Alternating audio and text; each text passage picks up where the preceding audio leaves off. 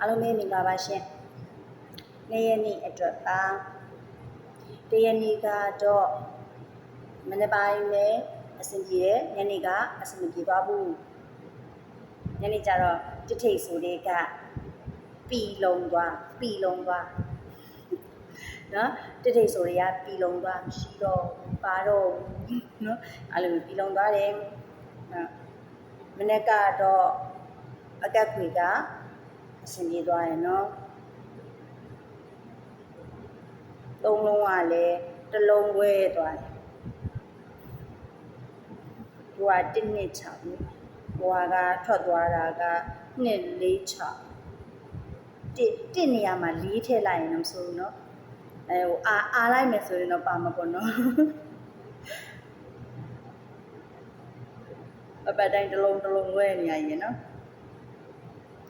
ဟုတ်ပါပြီကိုဒူဒီမာကတဲ့နေ့ရက်နေ့เนาะနေ့ရက်နေ့အတွက်ကတို့နှုံးစာတိုင်းနဲ့ပြောမယ်ပြီးတော့အင်္ဂါနေ့ကနေပြီးတော့ကြတော့ဟိုဒီတောက်ကြအထီကိုမနေ့ကတော့ break လိုက်ချင်တဲ့သူတွေအတွက်ကျွန်မပြောခဲ့တယ် break လိုက်ချင်ရင် shift break ကိုလိုက်ပါဆိုပြီးတော့ပြောခဲ့เนาะဒါအခုကျွန်မထပ်ပြီးတော့ထပ်ပြောတာเนาะ shift break လိုက်လို့ရပါတယ်လိုက်ချင်တဲ့သူက shift break လိုက်နိုင်ပါတယ်เนาะဒါအင်္ဂါကနေတောက်ကြအထီလို့ပြောတာအခုအင်္ဂါပြီးသွားပြီဆိုတော့ဗုဒ္ဓဟူးပေါ့နော်ဗုဒ္ဓဟူးကနေဒီတောက်ကြအထီเนาะ shift break လိုက်နိုင်ပါတယ်ရန်အနေနဲ့ထည့်ခြင်းလဲဆိုရင်တော့6 break ကိုထည့်နော်အရန်အနေနဲ့ထည့်ခြင်းလဲဆိုရင်6 break ကိုထည့်ပါတကယ်လို့မထည့်ခြင်းဘူး10 break ပဲလုံးမယ်ဆိုရင်10 break လုံးအရန်6ကိုမထည့်ခြင်းဘူးညာမရကြပါဘူးဒီ10ပဲလုံးမယ်ဆိုလဲသဘောလို့နော်အဲ့တော့10 break ပဲလုံးလို့ရတယ်ပြီးတော့အပူသမားတွေဒီတစ်ပတ်ထဲမှာပူးမှာအခုချိန်ထိကပူးဖို့အလားအများဆုံးရှိနော်အဲ့ဒါကြောင့်မလို့အပူသမားတွေ fighting နော်အပူသမားတွေ fighting မှာ